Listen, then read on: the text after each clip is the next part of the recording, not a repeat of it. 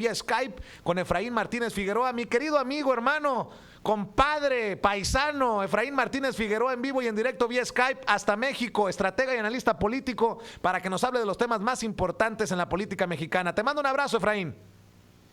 Vicente, Toño, muy buenos días a todo tu auditorio. Pues temas muy interesantes esta semana, Vicente. Vuelve el punto sobre el muro, la política exterior, los migrantes y la falta de postura de Andrés Manuel López Obrador, que ahorita vamos a hablar sobre ese tema. También en ámbito nacional, la descentralización o reubicación de las oficinas de la administración pública, los nombramientos de CFE y Pemex y la actitud de Carlos Slim frente al nuevo aeropuerto internacional de Ciudad de México. ¿Qué te parece esta designación de Manuel Bartlett, que le ha generado una ola de críticas a Andrés Manuel López Obrador, señalamientos de que designa a dinosaurios por el pasado priista, por el presunto papel que jugó Manuel Bartlett en el fraude de 1988? ¿Qué te parece a ti la designación de Manuel Bartlett Díaz? Mira, Vicente, los nombramientos en CFE y Pemex obedecen, desde mi punto de vista, al siguiente criterio. Obedece a que las dos personas que fueron nombrados, tanto Octavio Romero como Manuel Bartlett en el caso de CFE y Octavio Romero en Pemex, obedecen al criterio de confianza y cercanía con Andrés Manuel López Obrador. Obedece a un criterio más político que técnico. Y cuando estamos hablando más político que técnico, tenemos que hacer un análisis de todos los perfiles que han ocupado la dirección, los últimos perfiles que han ocupado las direcciones de CFE y Pemex. Y la mayoría han sido personas con una formación más técnica o más afín al desempeño o a las funciones que van a realizar en estas dependencias. Finalmente, Vicente, hay que recordarle a la ciudadanía, a todos los mexicanos, que una de las prioridades principales de Andrés Manuel López Obrador desde su campaña, y que es una alta expectativa, es el combate a la corrupción.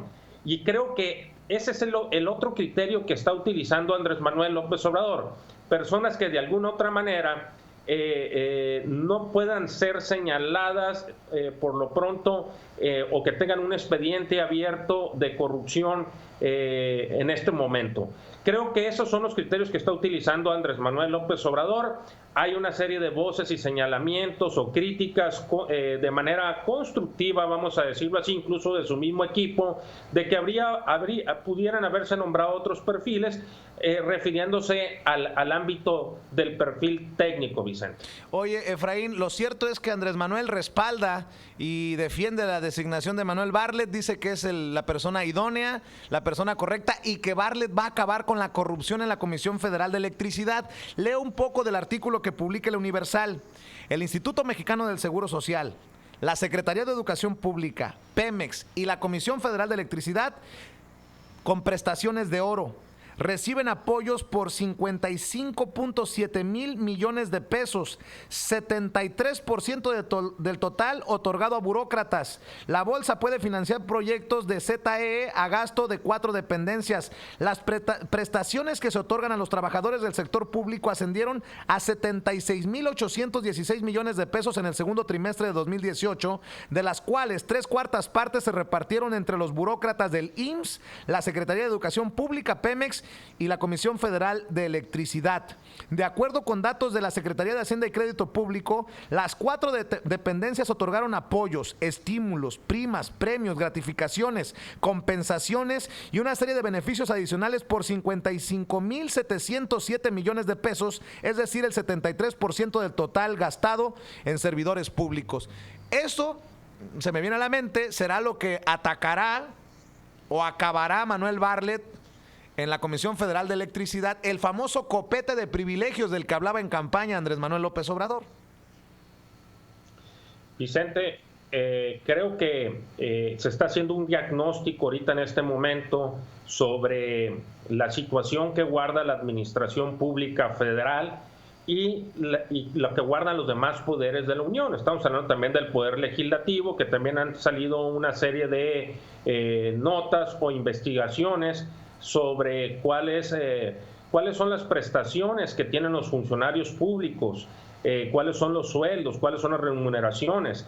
Y finalmente, Vicente, la ciudadanía, dentro de las expectativas y las promesas de campaña que recibieron, pues estaba la terminación o la eliminación de estos privilegios que tiene la burocracia en México. Es muy bien conocido que los privilegios o los burócratas o funcionarios que más privilegios tienen, pues uno de ellos son los que trabajan en CFE y trabajan en Pemex.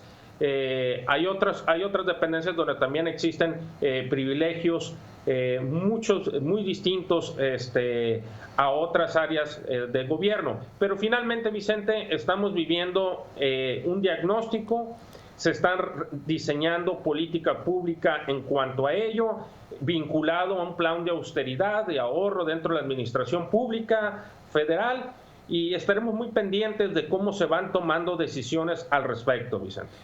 ¿Qué piensas de la estrategia, del discurso de Andrés Manuel de amor y paz? De no necesariamente confrontarse con actores políticos, salvo el caso del INE, sino con incluso la prensa. Andrés Manuel se ha confrontado con la prensa, pero dice que amor y paz.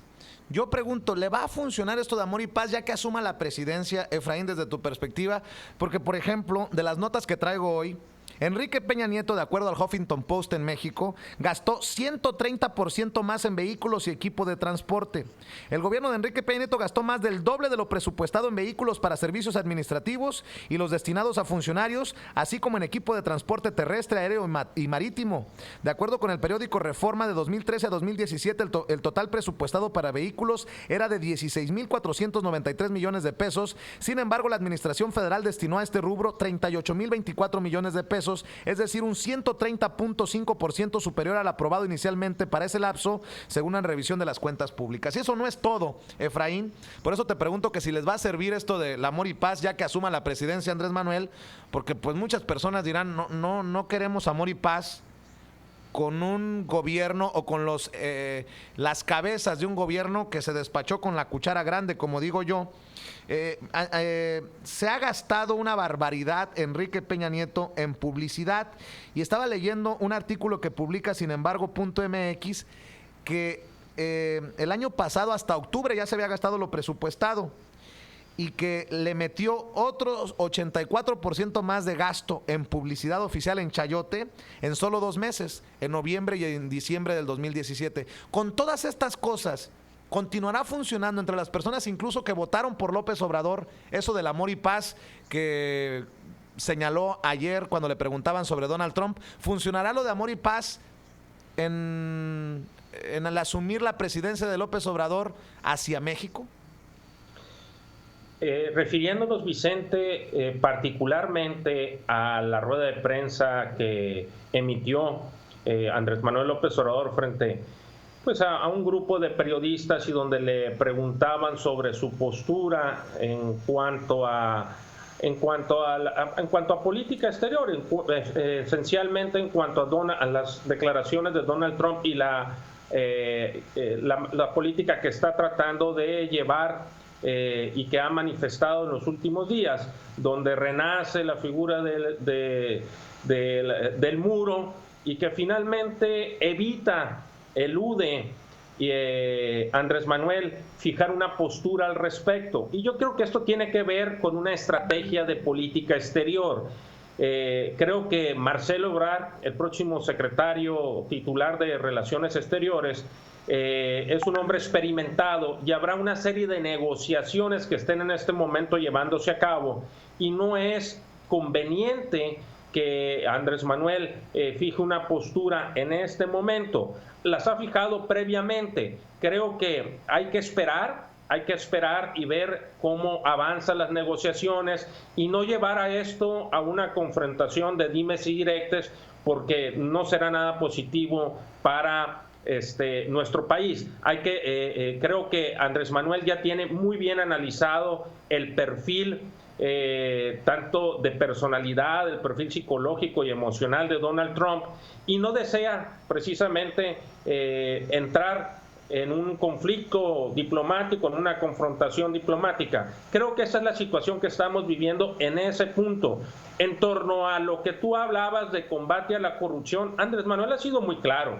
Andrés Manuel ha dicho que se combatirá la corrupción, pero que no llevará a cabo una persecución política. Serán las autoridades competentes quienes realicen o lleven a cabo este combate a la corrupción. Es decir, cuando hay elementos, cuando hay pruebas, cuando hay procesos abiertos, pues seguirán en turno de conformidad como se estén llevando o de conformidad a las atribuciones de las autoridades competentes, Vicente. Definitivamente.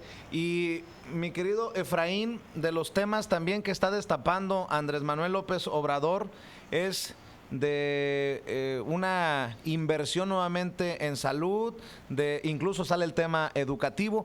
Te lo pregunto así, Andrés Manuel definitivamente ya hizo, bueno, tan es así que Enrique Peña Nieto se fue de vacaciones, ya hizo desaparecer a Enrique Peña Nieto, que ya lo habíamos mencionado, es peligroso, pero Andrés Manuel trabaja ya como presidente, a pesar de no tener una constancia de mayoría, a pesar de que faltan muchos meses para que asuma el gobierno, trabaja ya como presidente, ¿no? Así es, Vicente. Vamos a ser pragmáticos, vamos a irnos a la práctica, vamos a darle otra óptica. Hay que recordarle a todos los mexicanos y a la ciudadanía, a todo tu auditorio, que el triunfo de Andrés Manuel López Obrador es inédito, es histórico y no obedece nada más a su persona. Lo hemos mencionado severamente y en varias ocasiones, reiteradamente en tu programa. El triunfo de Andrés Manuel López Obrador se traduce en un movimiento social de cambio, producto de un gran hartazgo social exponencial a lo largo y ancho de México. Esto llevó a crear en su campaña altas expectativas. Por lo tanto, Andrés Manuel tiene que estar activo, tiene que estar en este momento respondiendo a las demandas sociales, respondiendo a las demandas ciudadanas, que son bastantes. Hemos visto en días anteriores una encuesta donde cómo las expectativas son muy altas por parte de los ciudadanos en torno a la resolución a los problemas que tiene que darle en distintos temas Andrés Manuel López Obrador. Y lo que está haciendo es precisamente eso. Ahora, hay un punto bien importante, Vicente, que quisiera tocarlo hoy en tu programa. El tema de la descentralización y la reubicación de las oficinas de la Administración Pública Federal a distintas regiones del país. Creo que ese es un tema que previamente tienen que hacer estudios técnicos de viabilidad y factibilidad para ver cuáles son los beneficios reales o si va a haber un perjuicio, si va a haber realmente un ahorro o va a afectar enormemente a las finanzas públicas. Porque 6 años, Vicente, son 6 años, se van muy rápido. Yo creo que Andrés Manuel, por estrategia, tiene que centrarse, desde mi punto de vista como consultor y estratega, centrarse prácticamente o esencialmente en la resolución de problemas de todos los mexicanos de conformidad a las prioridades de la agenda nacional. Y de hecho estaba leyendo por ahí a ciertos analistas que hablan de que tomaría hasta 6 años precisamente el descentralizar totalmente las dependencias de gobierno, ¿no, Efraín? O sea, no es un proceso que va a pasar de la noche a la mañana, nos llevamos a tal personaje a otro estado y ya se hizo con el tronido de un dedo. Estaba viendo que casi 3 millones de capitalinos serían desplazados en caso de que se haga la descentralización de estas dependencias. Mira, Vicente, yo no sé finalmente, porque no hay un documento oficial hasta este momento, solamente hay versiones o hay declaraciones de ciertos personajes o de ciertos actores políticos que van a ser titulares de distintas dependencias o secretarios en la próxima administración, pero no hay un documento oficial hasta este momento que haya tenido yo la oportunidad de analizarlo. Y no sé si finalmente lo único a lo que pueda llegar Andrés Manuel es que sea oficinas representativas y no mover a la burocracia ni las oficinas centrales que actualmente se encuentran en la capital, en la Ciudad de México. No lo sabemos. Hay declaraciones de algunos próximos secretarios donde dicen que ya están preparando vivienda, ya están preparando. Otros hablan sobre una oficina representativa. Finalmente no sabremos. Serán los estudios técnicos de viabilidad y factibilidad financiera y administrativa los que arrojarán los resultados y ahí, en base a ello, se tomará una decisión. Creo que se debe centrar Andrés Manuel en esos estudios, debe analizarlos y en base a ello tomar una decisión al respecto. Qué interesante lo que estamos platicando con Efraín Martínez Figueroa, estratega y analista político. Oye, Efraín, hablemos de los adversarios de Andrés Manuel López Obrador. ¿Crees que están funcionando estas... Bueno, durante campaña fue guerra sucia, campañas negras contra Andrés Manuel López Obrador, pero ahora en la transición sus adversarios se han enfocado en tratar de, si me permiten la expresión, dinamitar la credibilidad, la victoria contundente tanto de Morena como Andrés Manuel. En otras palabras, en otra etapa continúa la guerra contra López Obrador. ¿Tú lo entiendes así? ¿Está funcionando esta campaña de sus adversarios? ¿Lo están minando? ¿O de acuerdo a lo que publica Reforma con esta nueva encuesta de que es tanto el número de mexicanos, es muy alto el número de mexicanos que tienen altas expectativas de Andrés Manuel y que se sienten con grandes esperanzas? ¿Cómo entiendes esto, el golpeteo en medio del proceso de transición? Quiero llevarte nuevamente al punto, Vicente, de hace un momento, que nos centramos en torno a que Andrés Manuel López Obrador no solo ganó por su figura. Andrés Manuel López Obrador triunfa por un movimiento social producto del hartazgo social que buscaba un cambio de régimen en este país.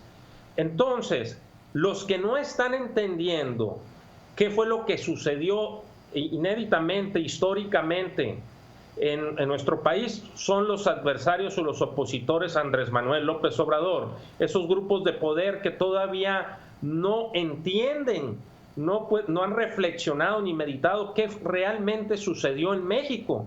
Si ellos continúan con una estrategia de ofensiva en contra de Andrés Manuel López Obrador, lo único que van a tener como resultado en este momento de inicio de un gobierno es que todos los mexicanos, la mayoría que votó por este cambio, voltee a verlos y empiecen a señalarlos a ellos, a estos opositores o a estos adversarios de Andrés Manuel López Obrador.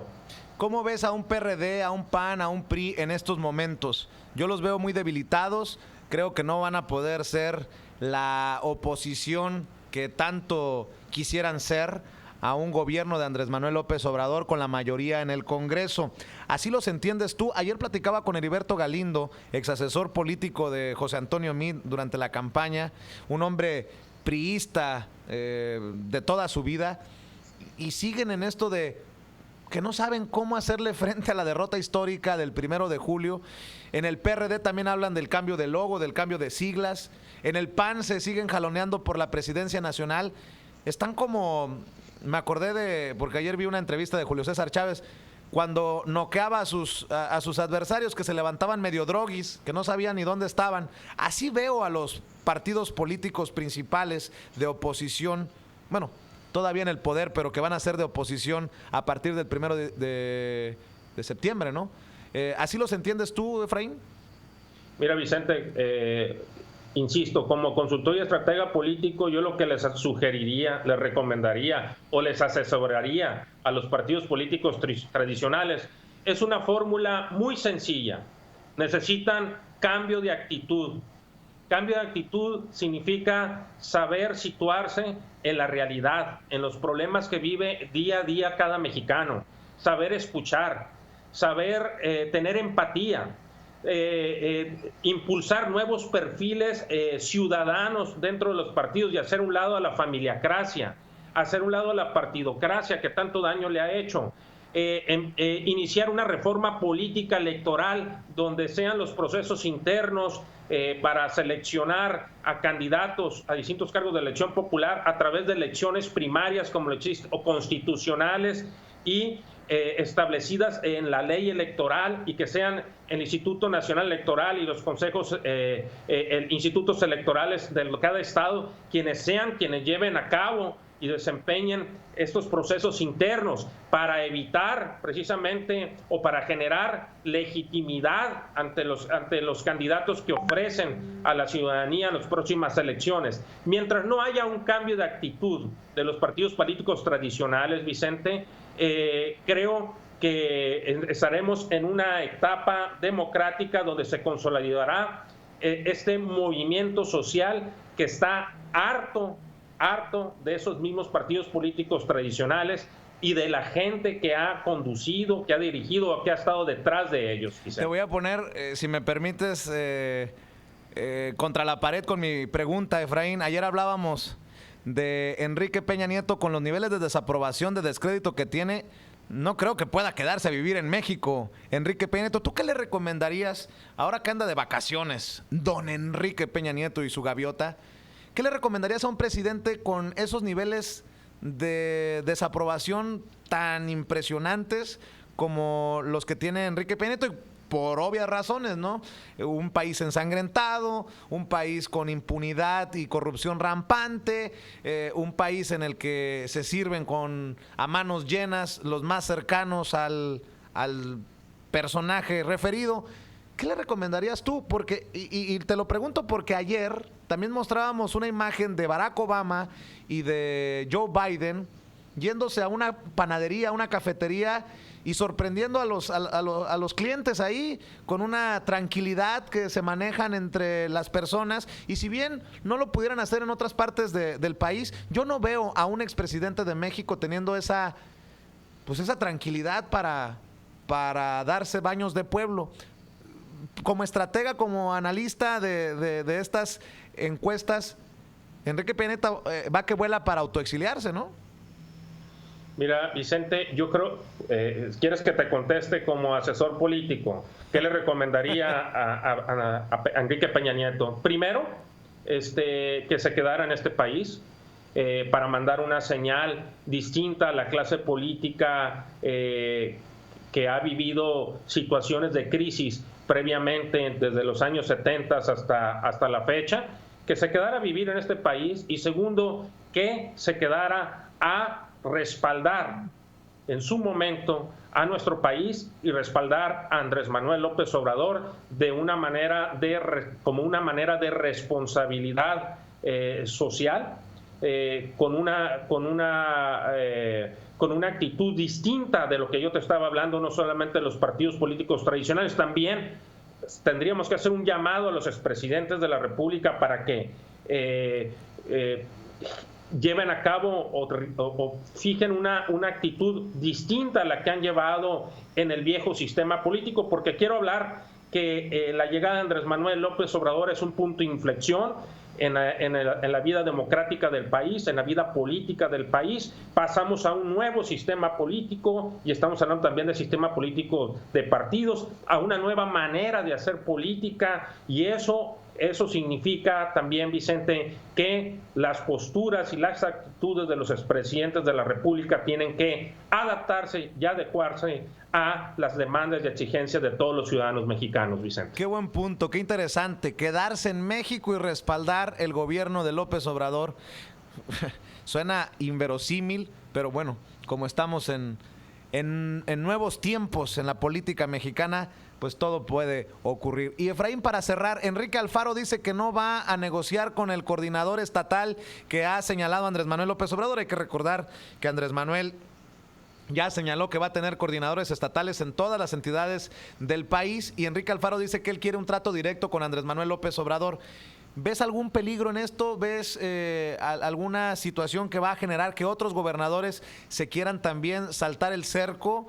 ¿Y qué tensiones va a generar actitudes como las que ya ha señalado Enrique Alfaro, el gobernador electo de Jalisco? Vicente, qué bueno que acabas de tocar este punto.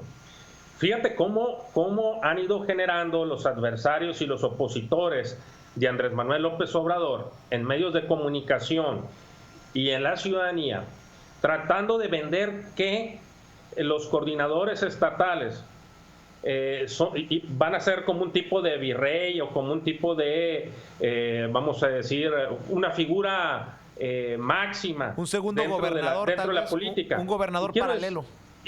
Y quiero decirte algo, Vicente, quiero decirte algo. Creo que los coordinadores simplemente son intermediarios. Cualquier gobernador, cualquier senador, cualquier diputado federal, cualquier diputado local pueden tener una interlocución directa con Andrés Manuel López Obrador o cualquier funcionario dentro de su administración pública. Yo creo que están confundiendo y están tratando de vender que los coordinadores son como una